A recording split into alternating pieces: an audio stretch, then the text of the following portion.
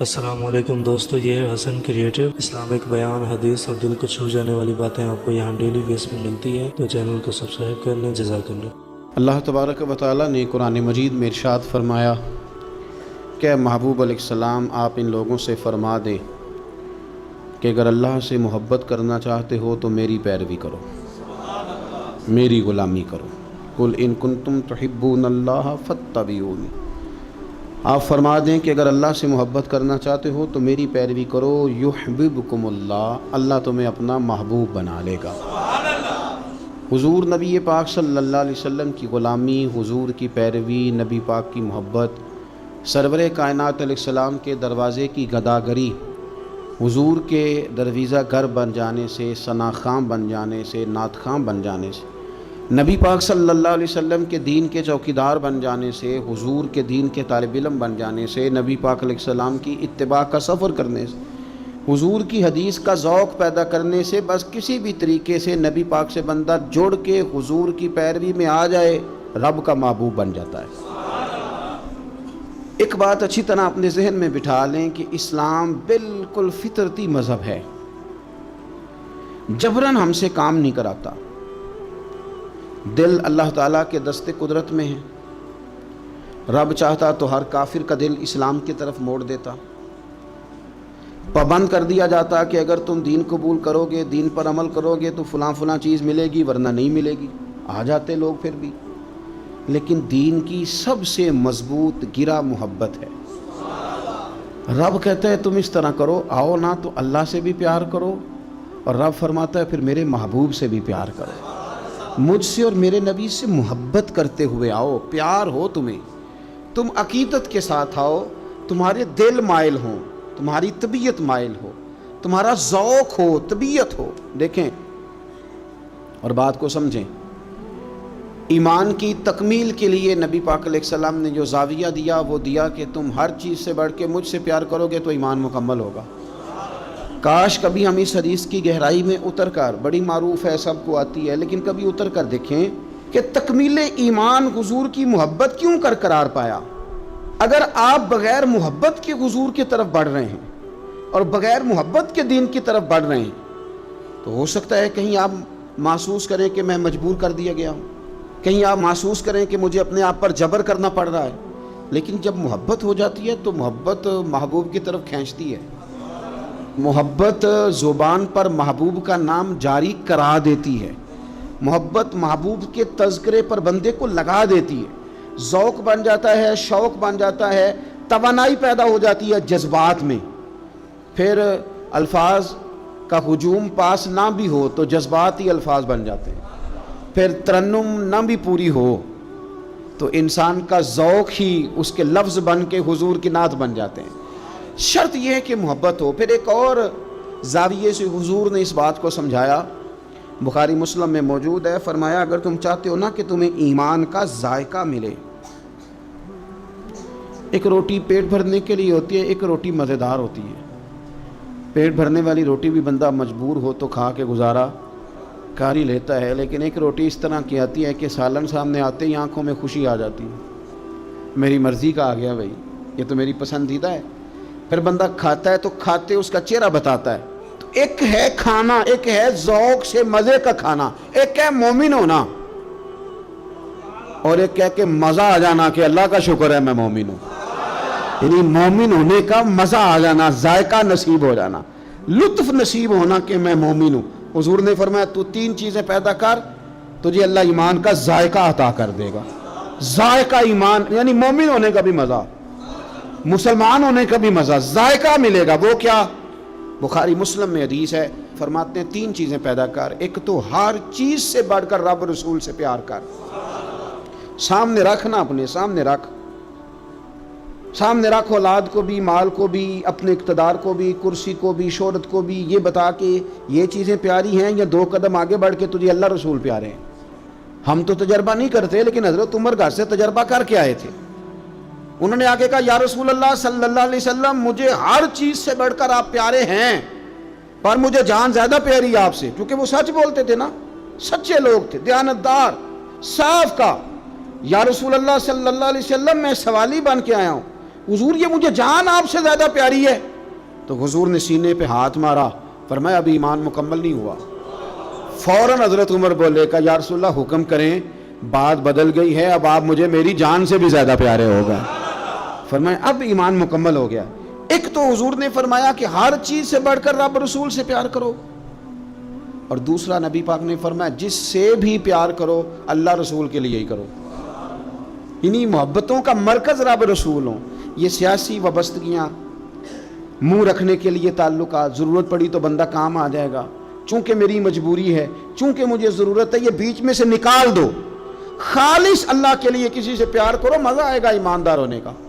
اور تیسرا حضور نے فرمایا کفر میں جانا تمہیں اتنا ناپسند ہو جتنا آگ میں جانا ناپسند ہے, پھر تمہیں ایماندار ہونے کا مزہ آئے گا, سرور آئے گا. اور جب ایماندار ہونے کا سرور آئے گا پھر انشاءاللہ نماز پڑھنے کا بھی آئے گا, پھر قرآن پڑھنے کا بھی آئے گا, پھر سنت پر عمل کا بھی آئے گا, خدمت دین کا بھی آئے گا. آپ جب یہ چیزیں پیدا کر لیتے ہیں, حضور کی محبت اپنی طبیعت میں ڈھال لیتے ہیں, پھر کوئی چیز خشک نہیں رہ جاتی. ہمارا یہ مسئلہ بن گیا کہ ہم نہ ہر چیز اجتماعی کے قائل ہوتے جا رہے ہیں. ادھر ساری دنیا جائے گی میں بھی ادھر جاؤں گا, تو یہ کوئی کمال تو نہیں نا. اور مرحوم اعظم نے تو کہا تھا اعظم ہمارے ہاتھ سے پیمانہ ہی گر گیا حرب الحوث کے ہاتھ میں پیمانہ دیکھ کر. کہتے سارے ادھر چل پڑے تھے تو اب میں نے یہ رستہ چھوڑ دیا ہے. اب میں کسی وہ شاید فراز نے کہا تھا کہ شدت تشنگی میں بھی غیرت میں کشی رہی. بڑی پیاس تھی پر پھر بھی ہم نے غیرت سے پیا جو بھی پیا. شدت تشنگی میں بھی غیرت میں کشی رہی. اس نے جو پھیر لی نظر تو ہم نے بھی جام رکھ دیا. تو ساری دنیا جا رہی ہے تو پھر ہم نے جانا ہے, یہ تو بات ہی ٹھیک نہیں. بھئی اب سارے چونکہ کہہ رہے ہیں یکم ربیع الاول سے 12 ربیع الاول تو اظہار محبت کرنا ہے, تو ٹھیک ہے میں بھی کر دیتا ہوں. یہ محبت جو ہے نا, محبت موسموں کی پابند ہے. یعنی یکم محرم سے 10 محرم تک محبت اہل بیت آپ کریں تو محبت اہل بیت تو ایمان ہے. آپ فقط یکم سے 12 ربیع الاول تک ذکر کریں تو یہ تو ایمان ہے. محبت یہ تو ہر وقت ہونی چاہیے تھی. اجتماعی محبت کا ماحول جو ہم بناتے جا رہے ہیں نا کہ اب ساری دنیا یہ بات کر رہی ہے تو لہذا میں بھی کروں, تو یہ ٹھیک نہیں. کیوں؟ اس لیے کہ سارا مکہ جب مخالفت کرتا تھا اور معاذ اللہ ثم معاذ اللہ طرح طرح کی باتیں کرتا تھا, اس وقت عشق کے سب سے بڑے پیغامبر بن کے حضرت صدیق اکبر کھڑے ہو گئے. انہوں نے بتایا تھا کہ محبت معنیوں الفاظ میں آیا نہیں کرتی, اور یہ وہ شے ہے جو لفظوں میں سمایا نہیں کرتی. ہم کیا اس کو اس طرح پابند کریں گے کہ پہلے سارے پیار کریں تو پھر ہم نے کرنا؟ نہیں, کوئی کرتا تو نہ کرے نا. ہمیں تو پیار ہو گیا ہے مدینے والے سے, ہو گیا ہے تو بس ہو گیا ہے. ان لوگوں نے ہمیں بتایا ہے کہ یہ اس طرح کا ماحول نہ بناؤ کہ اب ساری دنیا چل رہی ہے تو میں نے بھی چلنا ہے. حضور کی محبت ایمان ہے. محبت جو ہوتی ہے نا وہ تو ڈھال دیتی ہے بندے کو, کچھ چیزوں پر مجبور کر دیتی ہے. حضرت عتبہ رضی اللہ تعالیٰ عنہ فرماتے ہیں ایک سادے سے, خوبصورت سے, میٹھے سے, تھوڑے جملے بولنے والے صحابی. کچھ لوگ اپنی سادگی میں مست رہتے ہیں, وہ بالکل ایسے نہ یکدم حضور کے سامنے کھڑے ہوئے آ کے تو عرض کرتے ہیں یا رسول اللہ صلی اللہ علیہ وسلم طبیعت مبارک ٹھیک ہے, چہرے پہ کمزوری ہے. تو محبوب نے فرمایا میں نے کچھ دنوں سے کھانا نہیں کھایا.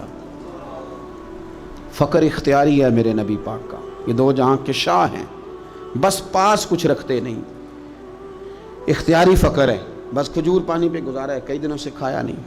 صحابی نہ دوڑے گئے گھر میں, ٹٹولا سارے گھر کو, کوئی چیز نہیں ملی کھانے کی. دوست احباب سے پوچھا, کوئی چیز میسر نہ آئی. بنو قریظہ یہودیوں کا علاقہ تھا, ان کے باغات تھے, پہنچ گئے. ایک شخص سے جا کے کہا مزدوری ملے گی؟ لگا جدوں میدان ازل دا تے لوکی چورا وانگ سدھائے. کسی نے لٹ لئی علم دی دولت تے اس ہاسے چولی پائے. آ سجنا ویخ جہالت ساڈی, اسی عشق خرید لیا ہے. کوئی مزدوری ملے گی؟ اس نے کہا ہاں, کچھ درختوں کو پانی دینا ہے. مزدور آیا نہیں, تو پانی بھی ذرا کنویں میں گہرا ہے, اگر ایک ڈول پانی کا نکالو تو ایک ڈول کے بدلے کھجور دوں گا. صحابی نے جھولی اپنی پھیلائی کھجوریں ڈالنے کے لیے. ایک ڈول پانی کا نکال کے وہاں رکھتے, ایک کھجور جھولی میں ڈالتے, ایک ڈول نکال کے رکھتے, ایک کھجور جھولی میں ڈالتے. جب جھولی پوری بھر گئی کھجوروں سے تو خوشی خوشی ہنستے مسکراتے तोहफे में जज्बा होना चाहिए, तोहफे की कीमत उसका जज्बा होता है। आप महंगा तोहफा लेके आए और हैं आप सियासतदान, निकलवाना आपने कोई काम है, तो वो तो सियासी रिश्वत है, वो तोहफा थोड़ी है। तोहफे का भी कभी वजन होता है, तोहफे की भी कभी कीमत होती है, तोहफे के भी जो खुलूस होता है। झोली भरी हुई खजूरों की लाके मुस्तफ़ा करीम की बारगाह में पेश की, हाथों पे छाले, वजूद पर बज़ाहर मिट्टी लगी हुई, ला के वो सारा कुछ हुजूर की बारगाह में पेश किया। करीम महबूब ने खजूर उठाई, उठा के खाई और खाते ही आंखों में आंसू आए। फरमाया तुझे किसने मजबूर किया था ये काम करने को, किसने मजबूर किया? तो नहीं, कुछ लोग सादे होते हैं, उन्हें ज़्यादा बातें नहीं आती, वो लफ्ज़ों के हेर फेर में काबू नहीं कर सकते, लेकिन उनकी अकीदत बड़ी पक्की होती है, उनकी बातें बड़ी खूबसूरत होती हैं, लहजा इतना हसीन होता है कि समझ आती है कि छलक क्या रहा है लहजे से। किस चीज़ ने मजबूर किया? तो लंबी बात कोई नहीं की, कहने लगे हुजूर सादी सी बात है, हमें कौन मजबूर कर सकता है, हमें तो आपकी मोहब्बत ने ही मजबूर किया है। बस ये मोहब्बत है ना, प्यार हो गया है ना, ये प्यार हो गया तो बस निकल गए, दौड़ आए, इस मोहब्बत ने मजबूर किया, चला गया। खुशखबरी नहीं, जो बज़ाहिर खुशखबरी होती है वो नहीं हुजूर ने सुनाई, बल्कि नबी करीम ने फरमाया फिर तैयारी कर, अगर तू मोहब्बत करता है तो फिर फ़क्र के लिए तैयार हो, फिर मुश्किलात के लिए तैयारी कर, क्योंकि जो मुझसे मोहब्बत करता है ना उसकी तरफ तो फ़क्र यूँ आता है जिस तरह गहरी ज़मीन पर सैलाब आता है। फिर तू तैयारी कर, फिर तैयारी कर। मेरे रसूल पाक के ग़ुलामों ने ना हुजूर से प्यार किया और सही वाला किया।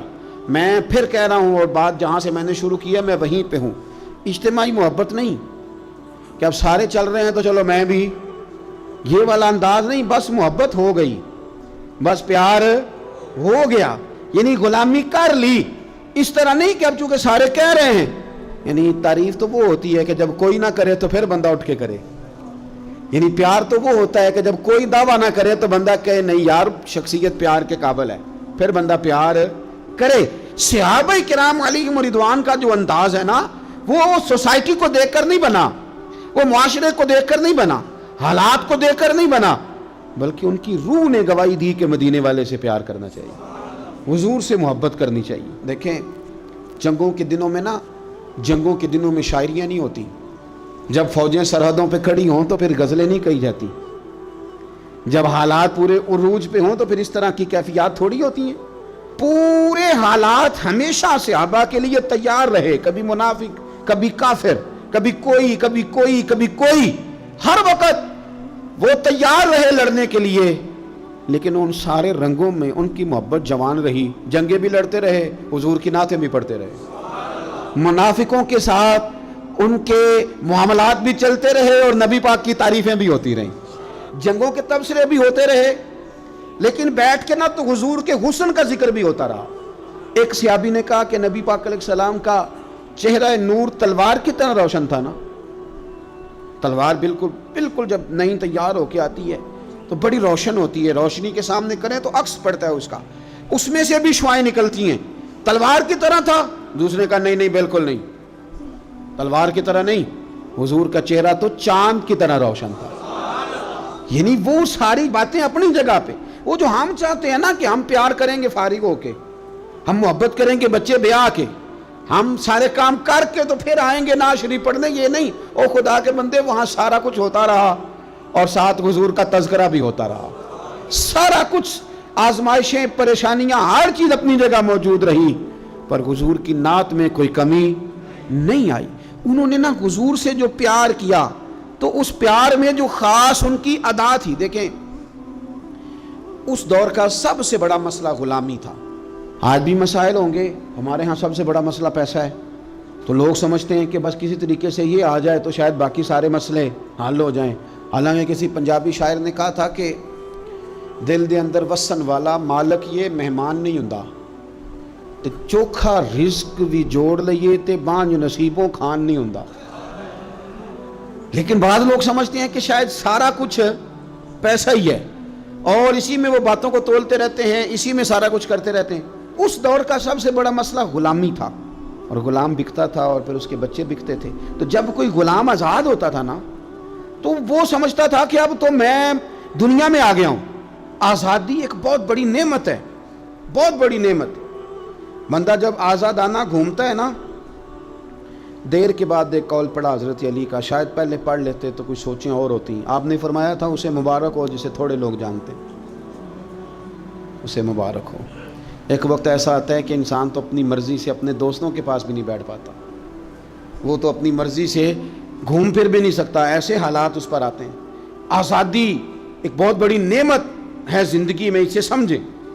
تو اہل عرب کے ہاں غلام کا آزاد ہونا اتنی بڑی نعمت تھی کہ وہ بندہ سمجھتا تھا دنیا میں ہی آج آیا ہوں. حضرت زید بن حارثہ نبی پاک کے غلام ہیں. بچپن میں کسی نے اغوا کیا، مکے لا کے بیچا، اور پھر حضرت خدیجہ الکبریٰ رضی اللہ تعالی عنہا کے ذریعے حضور کی بارگاہ تک آ گئے. ان کے والد اور چچا اور ایک روایت میں ان کا بھائی پیسے لے کے حضور کی بارگاہ میں آئے. کہا ہمارا بیٹا آپ کے پاس ہے، یہ پیسے لے لیں، ہمیں دے دیں، ہم نے لے کے جانا ہے. تو نبی کریم صلی اللہ علیہ وسلم نے بات سن کے مسکرائے. کچھ مسکراہٹیں بڑی معنی خیز ہوتی ہیں. حضور مسکرائے، فرمایا میں زید کو بلاتا ہوں، اگر وہ تمہارے ساتھ جانا چاہے تو یہ پیسے تم ساتھ اپنے پاس رکھو، ایسے مفتی لے جانا اگر جانا چاہے.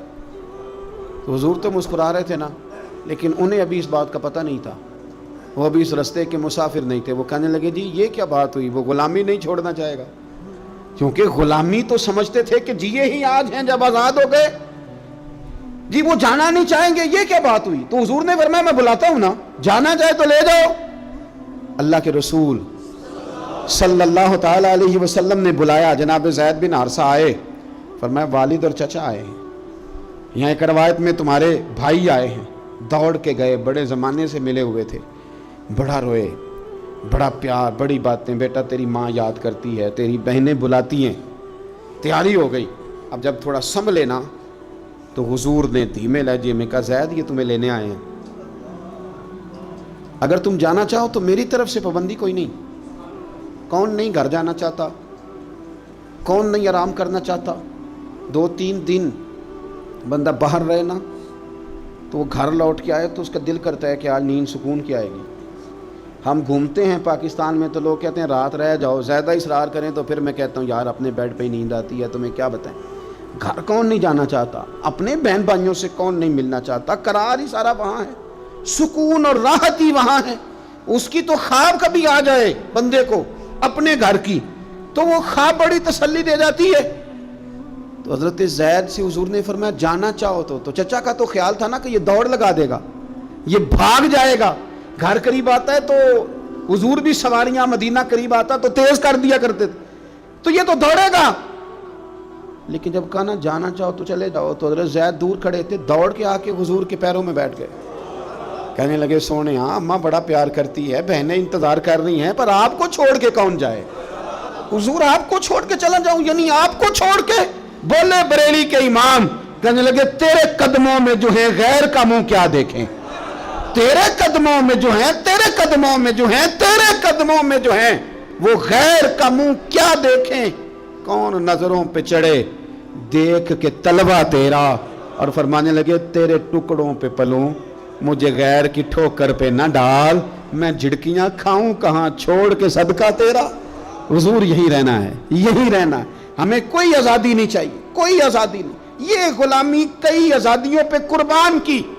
جب پیار ہو گیا، جب محبت ہو گئی تو انداز بدل گئے، طریقے بدل گئے. ہم نہ خشک ہو کے آئے ہیں دین میں، خشک ہو کے. میں بڑے درد سے کہتا ہوں، نعت خانوں سے کہتا رہتا ہوں، اپنی بھی اصلاح کرتا رہتا ہوں، ان سے کہتا ہوں ہمیں بھی کوئی مشورہ دو.